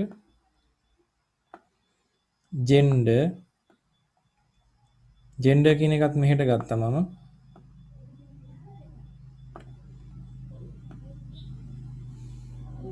මට ඕනේ කලේ DOB එකට පොඩි ඉඩක් දෙන්න. DOB කියන එක මේ විදිහට පොඩි ඉඩක් දීලා හදාගෙන අපිට ඕනනම් authorized signature එකක් මෙතනට දාන්න පුළුවන්. මෙතනට print කරන්න කියලා දාන්න පුළුවන් මේ signature එක. මේ වගේ label එකක් අරගෙන signature කියලා මෙන්න මෙතනින් දාලා නේද? මෙතනින් document එකක් නම් අස්සනක් එහෙම තිබ්බම හොඳයිනේ. ඒ හින්දා අපි signature කියලාත් මම එතනට දැම්මා. ඒක දැම්මේ බලන්න මම footer එකට දැම්මේ. footer එක කියන්නේ පිටුවේ අගම කොටස. header කියලා කියන්නේ පිටුවේ මුලම උඩම තියෙන headers කොටස. ඊට පස්සේ page header එක වෙනම තියෙනවා. ඊට පස්සේ වගුවේ කොටස තමයි detail කියලා දාලා තියෙන්නේ. දැන් මම ඔක්කොම සූදානම්. මේක print preview එක බැලුවොත් මට පේන්න තියෙන්න ඕනේ මේකේ signature එක මේ මෙතනට තමයි වැටලා තියෙන්නේ. මේ මෙතන තමයි වැටලා තියෙන්නේ. මොකද හේතුව පිටුවේ අවසානයේට තමයි මම ඒක දැම්මේ. එතකොට මේ පාසලක එහෙම නම් ඉතින් සිග්නේචර් එක මෙතනට තමයි දාන්න වෙන්නේ. මොකද ළමයි ටිකෙන් මෙතන පිරෙනවනේ අපේ ඉස්කෝලේ. දැන් මේ මම දාපු ඩේටා වල රෙකෝඩ්ස් 3ක් තියෙන නිසානේ මෙහෙම වුනේ. මට අවශ්‍ය නම් මෙතනට දාගන්න ඒ රෙකෝඩ් වල end of the record මේ සිග්නේචර් එක දාගන්න විදිහක් හදාගන්නත් ඕනේ. දැන් අපිට පේනව නේද? date of birth එක ටිකක් හොඳට පේන්න තියෙනවා, ඉඩ ඇතුව තියෙනවා කියන එක. එතකොට මම තව වෙනසක් කරන්න ඕනේ මේ first name එකයි initial කියන එකයි මාරු කරන්න ඕනේ ශේත්‍රයක් විදිහට. ඒක මාරු කරන්නත් මට පුළුවන් ආයෙසරයක් design view එකට ගිහිල්ලා first name එක උස්සගෙන මේ පැත්තට යන්න ඕනේ, last name එක උස්සගෙන මේ පැත්තට එන්න ඕනේ. ඔක තමයි කරන්න වෙන්නේ ඉතින්. initial එක උස්සගෙන දැන් මම කලින්ම නිවැරදි අනුපිළිවෙලට මේක ලබා දුන්නා නම් මේ ප්‍රශ්නේ වෙන්නේ නැහැ. හැබැයි අපිට අලුත් අත්දැකීමක් එකතු කරා මේ විදිහට වෙච්ච හින්දා දැන් මම ඒ වගේම මේ content එකත් මේ විදිහටම දාන්න ඕනේ. මේ විදිහට දාන්න ඕනේ. initial කියන එක මෙතනට දාලා ඔය විදිහට පොඩ්ඩක් පල්ලෙහාට ගමු. ඔය විදිහට දාලා ඔය විදිහට ගන්න පුළුවන් දැන්. එතකොට මෙන්න මේ හරියෙන් විතර ඔන්න ඔහම දාලා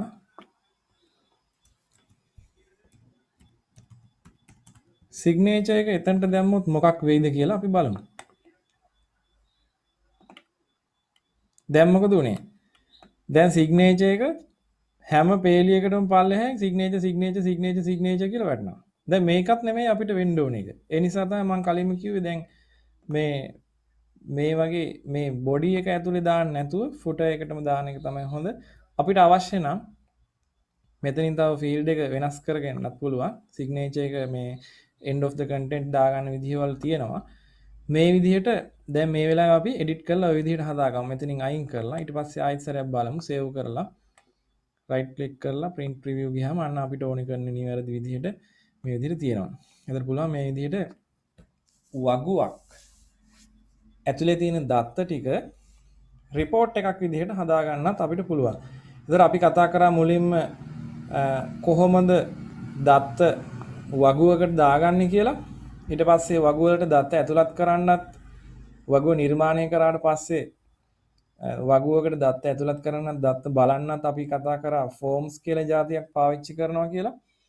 ඊට පස්සේ අවසානයේ අපි ගත්තා ස්ටුඩන්ට් query එකක්. query එකකින් කොහොමද ප්‍රශ්නයක් අහලා database එකේ තියෙන දත්ත ටික බලාගන්නේ කියලා. අවසාන වශයෙන් අපි කතා කරා කොහොමද report එකක් හදාගන්නේ කියලා. access වල මූලික කොටස් ටික උතනින් ඉවර වෙනවා. ඒ වුණාට මේකේ තව මට කියලා දිය යුතු කරුණු වගේක් තියෙනවා. ඒ ටික අපි දෙවන වටයකට ගිහිල්ලා මේ ටික පුහුණු වුණාට පස්සේ තවදුරටත් සාකච්ඡා කරන්න වෙනවා.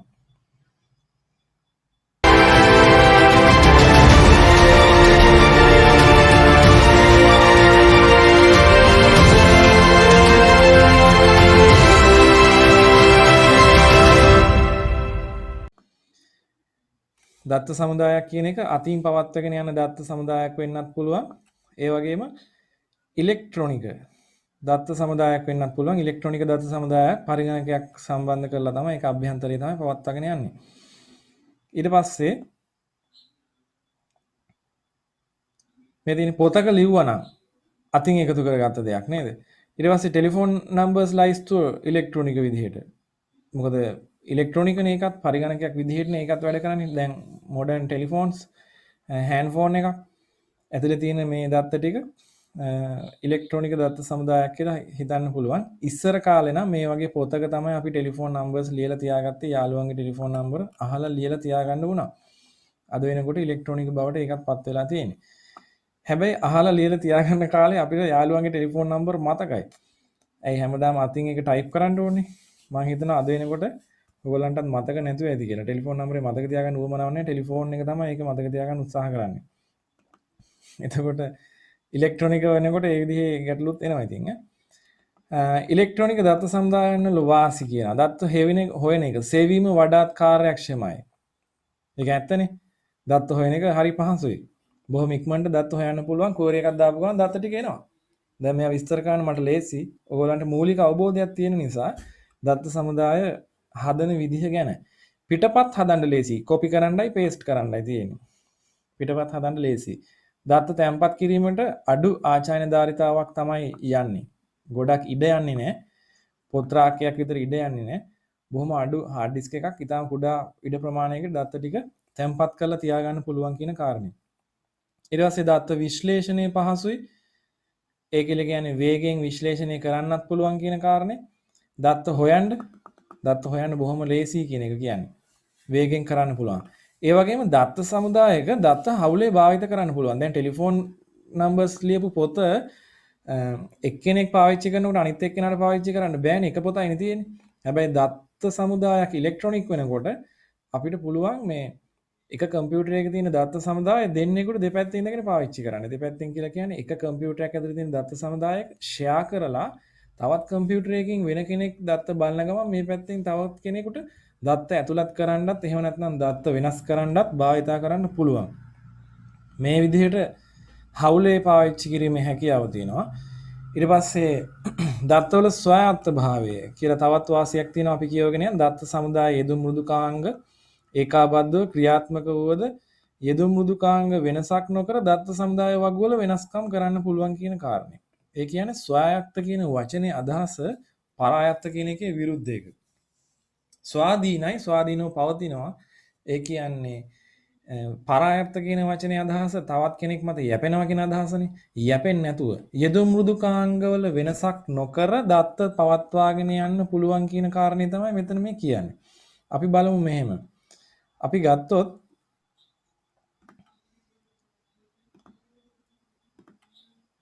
මෙන්න මේ වගේ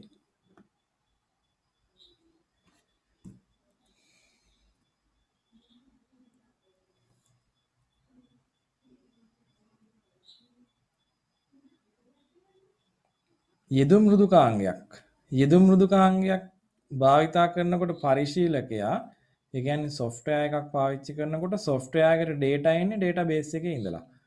මෙන්න මම database එක ඇඳලා database එකේ ඉඳලා තමයි data එන්නේ මේ software එකට. software එක තමයි මේ තියෙන්නේ. ඒතර මෙයා software එක හරහා data ඇතුළත් කරනවා වෙන්නත් පුළුවන්. එතකොට මේ software එකත් එක්ක කිසිදු සම්බන්ධතාවයක් නැතුව එයාගෙන් පරිබාහිරව අපිට database එක කළමනාකරණය කරන්න පාලනය කරන්න පුළුවන්. ඒ කියන්නේ මේ දත්ත ස්වාධීනයි කියන එක. දත්ත මේ මෘදුකාංග මත යැපෙන්නේ නැහැ. මෘදුකාංග වලට වඩා වෙනස්ව එයා තනියම වෙනස් කිරීමේ හැකියාව මේ දත්ත database software එක හරහා මේ දත්ත වෙනස් කිරීමේ හැකියාව අපිට තියෙනවා කියන එකයි මෙතනදී අදහස් වෙන්නේ. ඒකයි දත්තවල ස්වාධීන බව, ස්වායත්ත බව කියන අදහසෙන් අපි මෙතන කියන්නේ. හරි. යෙදුම් මෘදුකාංගවල වෙනසක් නොකර දත්ත සමුදාය වගවල වෙනස්කම් කිරීමට හැකියාව ඇත. එබැවින් දත්ත සහ යෙදුම් මෘදුකාංග එකිනෙක ස්වයත්තව පවතී කියලා විස්තර කරන්නේ ඒ කාරණේ තමයි. ඊට පස්සේ අපි යනවා දත්ත සමුදායක ලක්ෂණ ගැන කතා කරන්න. මේකෙදි කියනවා දත්ත සමුදායක් සමතිරික්තතාවයකින් වියුක්ත බව කියලා. දැන් මේක පොඩ්ඩක් පැහැදිලි කරගන්න ඕනේ. දත්ත සමතිරික්තතාවයෙන් වියුක්ත බව. එතකොට දත්ත සමතිරික්තතාවය ලෙස හැඳින්වේ කියලා යම්කිසි කරුණක් මෙතන කියනවා. මොකද්ද? එකම දත්තය වගු කීපයක තැන්පත් වීම කියලා තමයි මෙතන හඳුන්වලා තියෙන්නේ. හරිද? එතන සමතිරික්තතාවය කියලා කියන්නේ දත්ත නැවත නැවත යෙදෙන එක. නැවත නැවතත් දත්ත යෙදෙනවා නම් ඒක redundancy, data redundancy කියලා හඳුන්වනවා. එතකොට උදාහරණයක් විදිහට අපි කියමු මේ දැන් ළමයේ නම කියන එක, ළමයේ නම කියන එක ඇතුළත් වීමේ නාම ලේඛනෙත් තියෙනවා. ඇතුළත් වීමේ නාම ලේඛනය කියන එකේ නම තියෙනවා ඉස්කෝලේ. ඊට පස්සේ පුස්තකාලයේ යම් කිසි ළමයි පිරිසකගේ සමාජිකත්වය ලබා ගන්නකොට ඒ ලේඛනෙත් තියෙනවා. එතකොට තැන් දෙකක තියෙනවනේ නම. එතකොට ඇතුළත් වීමේ අංකය, ඇතුළත් වීමේ නාම ලේඛනේ නම ළමයා පොඩ්ඩක් වෙනස් කරොත් එහෙම මේ මනෝජ් කියන ළමයා මනෝ කරගත්තොත් එහෙම මේ අල්ජයන අයින් කරලා මං නම ලස්සන කරගන්නවා මනෝදයාරත්න කියලා හදා ගන්නවා කියලා එහෙම කිව්වොත් එහෙම එතකොට එයාට තැන් දෙකක වෙනස් කරන්න වෙනවා. එතකොට මනෝජ් තැන් දෙකක ඉන්නවා මේ ඇතුළත් වීමේ ලේඛනෙත් තියෙනවා පුස්තකාලයකෙත් තියෙනවා අන්න ඒ වගේ මේ මෙතන තියෙන ඇතුළත් වීමේ ලේඛනය මේ මෙතන තියෙන ඇතුළත් වීමේ ලේඛනය මෙතන තියෙන්න ඕනේ පහලින් තියෙන්න ඕනේ පුස්තකාල ලේඛනය මේ මෙතන තියෙන්න ඕනේ පුස්තකාල ලේඛනය එතකොට ඇතුළත් වීමේ ලේඛනයේ සහ පුස්තකාල ලේඛනයේ කියන තැන් දෙකේම නම පැවතීම හරි ගැටලුවක්. මොකද නම වෙනස් කරොත් එහෙම තැන් දෙකේ වෙනස් කරන්න ඕනේ. ආන් ඒ වගේ ගැටලු තියෙන එක වළක්වන්න නම් අපි මේ විදිහට මැනුවල් ඩේටාබේස් අතින් සකස් කරන දත්ත සමුදායකට වඩා අපිට හොඳයි ඉලෙක්ට්‍රොනික දත්ත සමුදායක් තිබ්බනම්. එතකොට සමතිරික්තතාවය කියන එකෙන් වියුක්ත වෙනවා කියලා අදහස් කරන්නේ දත්ත සමතිරික්තතාවය නැති කරන්න ඕන කියන එක. වියුක්ත බව. වියුක්ත කියන වචනයෙන් අදහස් වෙන්නේ ඒක නැති කරන්න ඕනි කියන කාරණේ. සමතිරික්තතාවය ඉවත් කළ යුතුයි කියන කාරණේ. එතකොට අපිට පුළුවන් මේ ළමයාගේ නම එක තැනක විතරයි තියෙන්නේ. ඊට පස්සේ අපි එයාගේ නම ආයි පාවිච්චි කරන්නේ නැහැ. ශිෂ්‍ය වගුවේ විතරයි නම දාන්නේ. අපිට පුළුවන් වියුක්තභාවය නැති කරාට පස්සේ ඒ කියන්නේ මේ සමතිරික්තතාවය නැති කරාට පස්සේ අපිට පුළුවන් මේ ශිෂ්‍යයාගේ අංකේ පාවිච්චි කරන්න අනිත් හැම තැනකම. එතකොට ඒ ශිෂ්‍යයා විසින් මේ යම්කිසි පොතක් මිලදී මේ ලබාගත් දිනයයි ඒ බාර දීපු දිනයයි ඔය විදිහට අපිට පුළුවන් මේ ළමයාගේ නම පාවිච්චි කරන්නේ නැතුව අංකෙන් විතරක් පුස්තකාල වගුවේ පාවිච්චි කරන්න. එතකොට ළමයා නම වෙනස් කරන්න ඕනේ එක වගුවක විතරයි කියන එක ඔයගොල්ලන්ට පේනවා. නැත්නම් මේක ටිකක් ගැටලු සහගතයි. එක තැනක එක විදිහකට නම තිබිලා තව තැනක තව විදිහකට නම තැවීම සාමාන්‍යයෙන් පාසලේ නම් සිද්ධ වෙන්න පුළුවන් දෙයක් තමයි. මට මතකයි එක සැරයක් උදාහරණයක් ළමයෙක් නම වෙනස් කරා. එයාගේ ඩෙන්ටිටි කාඩ් එකේ නම වෙනස් කරගෙන තියෙනවා. එතකොට මේ එයා භාවිතා කරන්නේ අලුත් ඒ නම. මට නම නම් දැන් මතක නැහැ. ඉතින් එතකොට ඒ ළමයා මීට කලින් හින්දා තියෙන වෙන නමකින්. ඒතර මම දැන් විභාග ඉල්ලුම් පත්‍ර පාසලේ විභාග ඉල්ලුම් පත්‍ර ඇප්ලිකේෂන් පුරවන එක මම කරගෙන ගියා. කරගෙන යනකොට මම බැලුවේ ළමයාගේ ෆයිල් එකක් තියෙන ඔෆිස් එකේ සේව් කරලා කබඩ් එකෙන් අරගෙන අදාළ පන්තියේ ෆයිල් එකේ තියෙන date of birth එයාගේ මොකද්ද birth certificate එක තියෙනවා. birth certificate එකෙන් තමයි අපි ඔක්කොම verify කරගන්නේ. මොනවද තියෙන්නේ ඔයාගේ නම මොකද්ද ඔයාගේ උපන්දිනේ සියලු දේ. මම දැන් birth certificate එකේ නම් ටික ලියාගෙන පන්තියට ගියා ළමයින්ගෙන් අත්සන් ගන්න. අත්සන් ලේඛනය විභාග ඉල්ලුම් කිරීමේ ලේඛනය. යනකොට ළමයා කියනවා මගේ නම මේක නෙමෙයි කියලා. මම මේ ඔයාගේ සියලුම දත්ත ගත්තේ උපන්දින උපැන්න සහතිකයෙන්. ඊට වඩා වෙන කොහෙද නමක් වෙනස් වෙන්නේ. බලනකොට ළමයා උපැන්න සහතිකයත් වෙනස් කරගෙන හැබැයි පාසලට දීලා තියෙන උපැන්න සහතිකේ පිටපත පරණ එකක්. ඒකේ තියෙන නම නෙමෙයි දැන් පාවිච්චි කරන්නේ. නම වෙනස් කරා මම මේ විදිහට කියලා මේ බලන්න මගේ ඩෙන්ටිටි කාඩ් එක කියලා වෙනස් කරලා පෙන්නනවා. ඒතර බලන්න මේ වගේ ගැටලු වෙනවා. එක තැනක නැතුව තැන් ගොඩක දත්ත තිබ්බහම මැනුවල් ඩේටාබේස් වල ඔය ගැටලු වෙනවා. හරි කළමනාකරණය කිරීම හරි අපහසුයි. හැබැයි මේක ඉලෙක්ට්‍රොනික ඩේටාබේස් එකක් වුණා නම් පාසලේ තියෙන ඩේටාබේස් එක ඉලෙක්ට්‍රොනික නම් ඒක ඒ විදිහට වෙන්නේ නැහැ. මොකද නම වෙනස් කරා නම් එක තැනක විතරක් නෙමෙයි. ඊට පස්සේ මං අහුවා මේක පාසලට දැනුවත් කරාද කියලා. ඔව් දැනුවත් කරා පාසලේ يعني යාගේ පන්ති භාර ගුරුතුමිය මේක දන්නවා. පන්ති භාර ගුරුතුමියගේ ශිෂ්‍ය නාම ලේඛනයේ ඒක වෙනස් වෙලා තියෙන්නේ. ඉතින් ශිෂ්‍ය නාම ලේඛනය ඒ වෙලාවේ මම පරීක්ෂා නොකරපු එකේ ගැටලුව තමයි තියෙන්නේ. තැන් දෙක තුනක පරීක්ෂා කරන්න වීමම තමයි තියෙන ගැටලුව. ඩේටාබේස් වල ওই ප්‍රශ්නේ එනවා. එකම දත්තයක් නැවත නැවත තැන් තැන් වල තියෙනකොට දත්තය හොයන්නත් අමාරුයි. දත්තය වෙනස් කරන්න ගියාම හැම තැනකම හොය වෙනස් කරන්න වෙනවා. ඒක ලොකු ගැටලුවක්. ඒක තමයි ගැටලුව. හරිද? ඊට පස්සේ මේ දත්ත සමුදායවල ලක්ෂණයක් විදිහට අපි තවත් මෙතන විස්තර වෙනවා දත්තවල සංගතතාවය. ඒකත් පොඩ්ඩක් කතා කරගමු. දත්තවල සංගතතාවයේ පැවතීම කියන කාරණේ. දැන් මම අද දත්තවල සංගතතාවය ගැන විස්තර කරලා එතනින් එහාට අපි මේ නෝට් එක හදාගන්න යමු. දත්ත සමතුලිතතාවය නැති කිරීමෙන් වගුවල එකම දත්තය විවිධ වගුවල තැන්පත් වීම නවත්තන්න පුළුවන්. අවම කරගන්න පුළුවන්. එතකොට දත්ත සංගතතාවය ඇති වෙනවා කියලා කියනවා. කන්සිස්ටන්සි ඇති වෙනවා කියලා කියනවා. ඒක තමයි දත්ත සංගතතාවය කියලා කියන්නේ. කියන්නේ සමතුලිතතාවය ඉවත් කරාම සංගතතාවය තමයි ඇති වෙන්නේ. ඊට පස්සේ දත්ත සමුදායක් නම් කාර්යක්ෂමතාවය වැඩි වෙන්න සංවිධානය කරගන්න ඕනේ. හොඳට සංවිධානය කරගත්ත ඩේටාබේස් එකක් වඩාත් වේගයෙන් අවශ්‍ය දත්තය ලබා ගැනීමේ හැකියාව සහිත විය යුතුයි.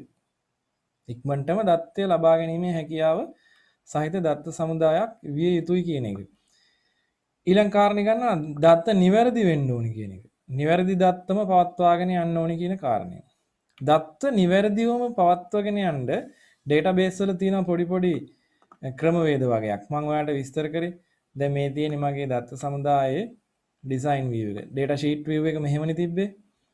ඩිසයින් view එකට ගියාම මේ විදිහට ඩිසයින් view එකට ගියාම මට මෙන්න මෙතන දාලා තියෙනවා දත්ත සමුදායේ මේ ටෙලිෆෝන් නම්බරයට ඒක දාලා තියෙන මම short text මෙතන field size කියන එක මම මේක 255 තමයි default තියෙන්නේ. මේක 10 කියලා වෙනස් කරා නම් මට පුළුවන් වෙනවා මේ ටෙලිෆෝන් නම්බරේ ඉලක්කම් 10ට වඩා ඇතුළත් කරන්නේ නැති විදිහට දත්ත සමුදාය හදාගන්න. එතකොට ඒ වැරදි නිවැරදි කරගන්න අපිට යම් ක්‍රමවේද දීලා තියෙනවා. මේ validation rules කියන එකෙත් අදහස් කරන්නේ ඒකයි. දත්ත සමුදාය වැරදි දත්ත ඇතුළත් වෙන්න වළංගු දත්ත පමණක්ම ඇතුළත් වෙන්න පුළුවන් විදිහට වැරදි අවම කරගන්න යොදා ගන්න නිර්ණායක තමයි මේ validation rule කියලා එහෙම කියන්නේ. ඒතර නිර්වද්‍ය දත්තම් පවත්වාගෙන යන්න දත්ත සමුදාය බොහෝ දුරට උදව් වෙනවා ඉලෙක්ට්‍රොනික දත්ත සමුදාය නම්. ඒ වගේම මේ දත්ත නම් වළංගු වෙන්න ඕනේ. වළංගු දත්තම් පවත්වා ගන්න ඕනේ වැලිඩ් ඩේටාම. දැන් අපි අවලංගු කියන වචනනේ මේකේ විරුද්ධ වචනේ. ඒ කියන්නේ මේ යම්කිසි දැන් මුදලක් නම් මේක ඒ මුදල් කියන වර්ගයෙන්ම පවත්වගෙන යන්න ඕනේ. ඒ වගේ. ඒතර දිනයක් නම් දිනය කියන වර්ගයෙන්ම පවත්වගෙන යන්න ඕනේ. අද දිනේට වඩා පෙර දිනයක් වෙන්න ඕනේ උපන් දිනයක් නම්. ආන් ඒ වගේ මේ වැලිඩේෂන් රූල් කියන එක මෙතනත් පාවිච්චි වෙනවා. වළංගු දත්තම් පවත්වාගෙන යන්න යොදන ක්‍රමවේද මේ තියෙන්නේ. දැන් බලන්නකො කෙනෙක් උපන් දිනේ ඇතුළත් කරනකොට අනාගතයේ දිනයක් ඇතුළත් කරලා හරියන්නේ නැහැ. ඒක වැලිඩේෂන් රූල් එකකින් කන්ට්‍රෝල් කරන්න පුළුවන්. අද දිනේට පෙර දිනයක් විය යුතුයි. ඔයගොල්ලෝ දන්නවනේ මේ මොනවා හරි අපි හිතමු Facebook account එකක් හදනවා නම් එතකොට ළමයෙක්ගේ අවුරුදු 14 සම්පූර්ණ වෙලා තියෙන්න ඕනේ නම් මේ account එක හදන්න. අපි කියනවා ළමයාගේ database එකේ කියනවා ළමයාට enter කරන්න දෙන්න එපා මීට වඩා අද 2021 නේ 2021 අද දිනේට වඩා පෙර දින අවුරුදු 14කට පෙර දැන් 2020 ඉඳන් ගත්තොත් නම් අපි දන්නවා කවද්ද 2010ට කලින් 2005 ඒ වගේ කාලේ 2006 ඒ වගේ කාලේ ඉපදිච්ච ළමයෙකුට තමයි Facebook account එක හදන්න පුළුවන් අවසරය දෙන්නේ. ඊට වඩා අඩු වයස කෙනෙකුට හදන්න දෙන්නේ නැහැ. ගිය අවුරුද්ද ඉපදිච්ච කෙනෙකුට අද වෙනකොට Facebook account එක හදන්න දෙන්නේ නැහැ. අන්න ඒ වගේ වළංගුතා දානකොට මේ උපන් දිනය මීට වඩා පෙර දිනයක් විය යුතුයි කියලා අපිට අර්ථ දක්වන්න පුළුවන් වළංගුතා මොනවා හරි ගුණාංග. ආන් ඒවා තමයි අපි validation rules කියලා මෙතන දාන්න උත්සාහ කරන්නේ. එතකොට දත්ත database එකක දත්තවල ආරක්ෂාව සපයන්න පුළුවන්. කෙනෙකුට දත්ත බලා ගන්න බැරි වෙන්න දත්ත සොරකම් කිරීමෙන් ආරක්ෂා කරන්න database එක විවෘත කරාට පස්සේ password වගේ දේවල් කියන්නකෝ. ඒවේ ආරක්ෂාව තර කරන්න අපි කියනවා গুপ্ত කේතනය කරනවා කියලා. গুপ্ত කේතනය කියලා කියන්නේ data මේ පවත්වාගෙන ඉන්නේ ඇත්තම විදිහට නෙමෙයි වෙනස් කරලයි පවත්වාගෙන ඉන්නේ. සැබෑ විදිහටම පවත්වාගෙන ඉන්නේ වෙනස් කරලයි පවත්වාගෙන ඉන්නේ. ඒ කියන්නේ මේ තියෙන data එක গুপ্ত කේතනය කරලා ඉවර වෙලා යම් කිසි වෙනසකට වාජනය කරලා ඒ data එක කියවන්න බෑ කියවුවට තේරෙන්නේ නැහැ. ඒ විදිහට තමයි තියාගෙන ඉන්නේ. නැවත වාරයක් භාවිතා කරනකොට මේ encrypt කරනවා කියලා මේකට කියන්නේ. encrypt කරපු එක decrypt කරන්නත් ඕනේ. ඒ ගැන මම පැහැදිලි කිරීමක් මේ විදිහට කරොත් අපිට පුළුවන් නේද යම් කිසි ඔය encryption කියන වචනේ මම පැහැදිලි කරන්නේ අපිට පුළුවන් නේද දැන් මම ලියනවා නම් මොන හරි වචනයක් පාස්වර්ඩ් එකක් ලියමු මම සරල පාස්වර්ඩ් එකක් ලියනවා මේ විදිහට අමිල 123 එතකොට මේ පාස්වර්ඩ් එක සරලයි තමයි මේක දැක්කහම කියවන්න පුළුවන් මෙහෙම කියවන්න පුළුවන් විදිහට නෙමෙයි මේක මම වෙනස් කරොත් යම් කිසි මෙකැනිසම් එකකට මම මේක වෙනස් කරනවා මම මේකට යම් කිසි කේතයකුත් පාවිච්චි කරනවා වෙනස් කරලා මම ගන්නවා මොකක් හරි අමූතු ඉලක්කමුයි අකුරුයි මොනවද තියෙන මෙතනට මොනවා හරි දාමුකෝ තීටා එකක් දාමුකෝ මොනවා හරි මේ වගේ වෙනස් කරපු ඔන්න ඔය වගේ මොකක් හරි ටෙක්ස්ට් එකක් ගන්නවා දැන් මේ වෙනස් කරන ක්‍රමවේදය යම් කිසි ක්‍රමවේදයක් මේ වෙනස් කරන්න පාවිච්චි කරන කී එකකුත් තියෙනවා වෙන්න පුළුවන් යතුරකින් ලොක් කරනවා වගේ අදහසක් මෙතන තියෙන්නේ දැන් මේක තමයි database එකේ තියාගෙන ඉන්නේ දැන් මේක දැක්කට කිසි කෙනෙකුට password එක හොයාගන්න බෑ මොකද්ද කියලා මට විතරක් හොයාගන්න පුළුවන් ඒ අවශ්‍යතාවය අනුව මේ වෙනස් කරපු ක්‍රමවේදයට ප්‍රතිවිරුද්ධ විදිහට මට මේක නැවත වාරයක් ඒකෙන් password එක කුමක්ද කියන එක නැවත generate කරලා ගන්න පුළුවන් විදිහට ක්‍රමවේදයකට තමයි මේක වෙනස් කරනවා කියලා කියන්නේ. මේ කාරණේට අපි කියනවා පුතේ গুপ্ত කේතනය කියලා. গুপ্তයි රහස්නේ. গুপ্ত කේතනය. গুপ্ত කේතනය කිරීම database වල තියෙන ලක්ෂණයක්. ඊට පස්සේ গুপ্ত කේතනය කරන්නත් පුළුවන්. গুপ্ත කේතනය කළ දත්තයක් නැවත ආපස්සට මුල් දත්තය බවට පරිවර්තනය කිරීමට අපි කියනවා විකේතනය කියලා. විකේතනය කරන්නත් පුළුවන්. එතකොට මේ විදිහට දත්තවල ආරක්ෂාව සපයන්න গুপ্ত කේතනය කරන්න පුළුවන් කියන එක තමයි database වල තියෙන දත්ත গুপ্ত කේතනය කරලා යොදා ගන්න පුළුවන් කියන කාරණේ තමයි අවසාන ලක්ෂණයේ වශයෙන් මෙතන විස්තර කරලා තියෙන්නේ.